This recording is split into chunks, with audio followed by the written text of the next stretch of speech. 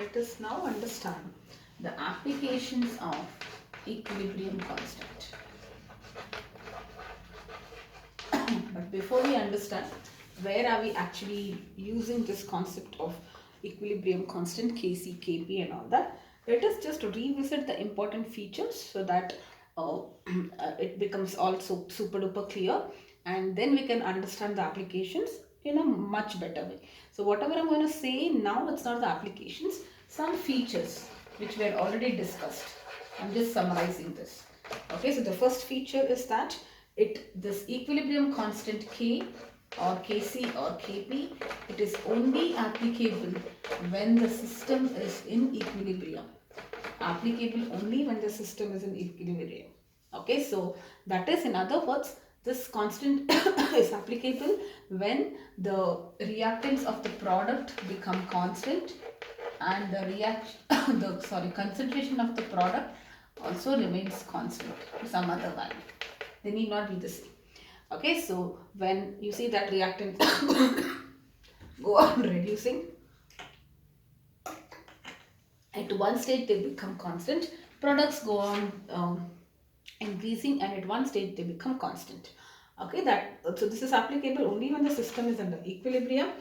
Second point, these constants are independent of initial concentrations. Okay, so I don't care what was the initial concentration, correct? It is only dependent on the concentration of the reactant and product when equilibrium is achieved. Because what is the formula here? Concentration of products divided by concentration of reactants in general, if I have to tell. And what is this concentration? It's not the initial concentration. This is the concentration at equilibrium. So let us say equilibrium is achieved. At that point, what is the concentration of product? What is the concentration of the reactant? Okay, so only that values I am interested in. I don't care with what I started with.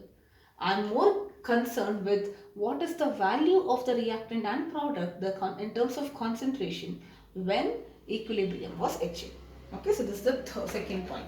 It is dependent on temperature dependent. That's the reason if you have seen numericals, every numerical mentioned that when carried at this much temperature, correct? So at one temperature it will have a unique value, but if the temperature changes for the same reaction, equilibrium constant can have some other value. So it is definitely temperature dependent. Initial concentration independent, temperature dependent. Just a second. Yes. Now, also, if I reverse the reaction, the equilibrium constant will be equal to 1 by the forward reaction. Inverse of the equilibrium constant during the forward reaction. And if you multiply the whole thing or divide by the whole equation by some factor n, then this also gets powered up by the same amount. Okay, so powered up or powered down, 1 by something. Okay, so these are something which we already know. Now, what is important? Now, the reason I'm explaining every single thing is because they can ask you in assertion reasoning. Kp, Kc is independent of initial concentration. It is dependent on pressure and all of that. Okay, so it's important. You know that, you know the formula, so obviously we can say that, but temperature is something which is not given, and the reason is because we have derived it later when we talked about at constant temperature. We said that instead of concentration, you can write in terms of partial pressures. Okay, so that is when it says that, you know, it is temperature only if you fix it, it is applicable. Otherwise, it is temperature dependent. Okay, now you have three applications which we are going to study in detail. The first application is that it is equilibrium constant is used to predict the extent of a reaction. I strongly recommend you to actually keep your textbook, so that I'm just going in the same flow so that it becomes easy for you to, as in when I'm explaining, you can even have a look at the book. Okay, so yes, for application 1 is used to predict the extent of a reaction based on the value of Kp or Kc. I will get to know to what extent it is complete. Is it 50% complete and then equilibrium was achieved? Was it almost to completion and then it started, then the system was in equilibrium? What is actually happening? So it helps you to predict the extent of a reaction. Second, it helps you to predict the direction of reaction. When I say direction of reaction, I just mean to say that whether if I know the given value of a equilibrium constant and if I know the concentration at equilibrium, and at any other time if I want to find out, I will be able to find out whether the reaction is happening in the forward or backward direction. Don't worry about this. Unless I give an example, you'll not understand much. So only understand now three applications. One is to predict the extent of a reaction, predict the direction of a reaction, and the third one is calculation of equilibrium concentration. Okay, concentration of, this is concentration, okay, concentration of all the reactants in products at equilibrium. Now how do we do that? What is the meaning? That is the scope, that is what we are going to learn now. The first thing here in this video, I'll be doing the first part, that is predicting the extent of a reaction. So we are now doing the first application of equilibrium constant, that is predicting the extent of a reaction. Okay, now the numerical value means magnitude wise, whatever it is, 10, 20. The numerical value of K tells you the extent of a reaction. And by extent I mean if a reaction is nearly complete, near completion, or it has just started, okay, where it is exactly when equilibrium was achieved. Okay, now equilibrium, it looks like, it is not like 50% it has produced, it has proceeded, and once the 50% is complete, it will go backwards. No. Or at that stage, equilibrium is achieved. No. It depends on various factors, but in general, I would say that it is not necessary that equilibrium should be achieved once the reaction is 50% complete. So, in some cases, almost 90% it's complete. You feel that it is going to completely finish, and suddenly it starts reversing. Right? That means the products are getting converted back into your reactants. Or in some cases, you feel the reaction hasn't proceeded at all. Only 10% of the reactant has converted into products, and now it is in a state of equilibrium. We have studied this in the very first video. So now how do I know whether it is on that side, or it is on this side, or it is exactly 50%? How much is completed when equilibrium was achieved? That is given by the value of K. Okay, so what is K? Equilibrium constant, concentration of product by concentration of reactants. So I can say K is directly proportional to the concentration of product, inversely proportional to the concentration of reactants. That means if I say K is very high, if the value of equilibrium constant is very high, it implies that concentration of P is very high. What is the meaning of that? There are more products which are formed. That means it is near completion. Okay, so I don't need any details to understand the state of a reaction. I just have to know the value of equilibrium constant.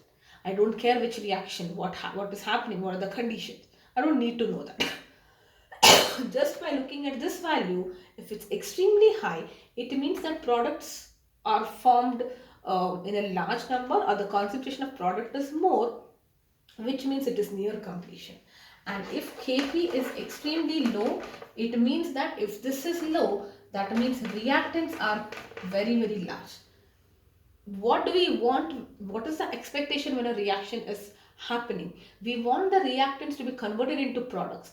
And if the reactants are there in large numbers, that means there is no, I would say, reaction has established in a very slower rate. Okay, or reaction hasn't proceeded much. It is still more in the initial stage. It's almost as good as, only maybe very little reactant has converted into product. So I'm not getting my desired product much. Before that it started reversing back.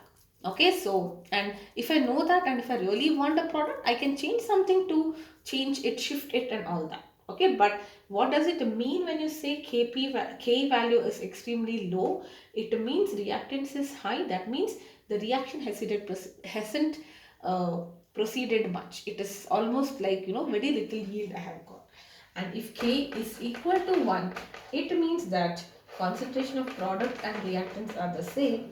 That means equilibrium was established halfway. Exactly when the reaction was 50% complete, equilibrium was established. Okay. Now, depending on high, what is the value of it? There is a range which is fixed. It is just like, for pH you had a range 0 to 14 and all that, and 0 to 7 was acidic, 7 to this was basic and all that. So depending on the value, we also have a range here. Okay. Now, if I say K value is extremely high, that is, it is greater than 10 power 3. Okay, then, and in terms of concentration, so write it as C, then it's high, products are more. That means, and if it's this much high, if it's greater than 10 power 3, that means there is huge product. Product is predominating. It is like almost near completion. Okay. 90%, whatever, 95%, nearly completion. Okay, for example, let us talk about hydrogen per watt with oxygen giving you at 500 Kelvin, giving you 2 moles of water. If you look at that, Kc is going to be 2.4 into 10 power 47. Look at that. Look at the value of it. It's extremely high. That means it's almost getting completed. Okay. There are a couple of reactions. I'll just read it out. You can refer your textbook. Hydrogen plus chlorine also. Plus chlorine under some conditions giving you HCl. Here the Kc value is 4 into 10 power 3. It's greater than 10 power 3. So that means it's almost completed. And instead of this, I can even use HBr formation. That is going to be 5.4 into 10 power 80. So when the K value is much greater, larger than 10 power 3, it means that the reaction is going to almost complete. You are getting a lot of yield here. Then these are some of the examples. Now what if your Kc value is less than 10 power minus 3? That's the range we have chosen. Power plus 3, 10 power minus 3. That means reactants are more, reactants are predominating. Alright, reactants predominate. That means it hardly proceeds. We are not getting much yield. Okay, hardly proceeds. And the reverse of all these reactions is very much a reaction where the reactants, now if you carry out the reverse of this, let us say you take 2 moles of water, this reaction hardly proceeds. In this case, Kc is actually the inverse of it, right? So 10 power minus 48, which is way lesser than this value, so it hardly proceeds. Okay, similarly you have N2 plus O2 giving you NO. You are getting minus 31 power, extremely low. Okay, now what if it is in between? So we can write it in the form of a chart. This is Kc is equal to 1. This is Kc value 10 power 3. This is 10 power minus 3. So the more farther I go, it means it's almost completed. We are getting high yield. And the more farther you go in this end, that means hardly it is happening. Okay, hardly the reaction proceeds. At 1, it means it is in, like I should say, Kc is equal to 1 means it is halfway completed. Kc is 1 is like halfway completed. Alright, and now let us understand this. What happens in this range? Beyond this I know, beyond this I know. So this entire range, it means that it is of an appreciable value. Some value which I can appreciate. That means some decent value. I'm getting some decent yield. I can compare it with the concentration of the products and the reactants. They are of a considerable, comparable, appreciable values. when I do a numerical after we are done with the second applications, you will get this clear, but I believe it's still clear even now. What it says, if Kc is high, it means product is more or it's almost complete. If it is low, it is more on the reactant side. That means reactants are more. If it is greater than 1, forward direction is favored, and less than 1, forward direction is not getting favored much. That's the reason it is stuck there. That is what it means. Alright, so next we will be discussing about the, this is the first application which tells you can predict the extent, that is what is happening. Is it near completion, or it is just started, or it is exactly halfway. That can be decided by knowing the value of Kc. Alright.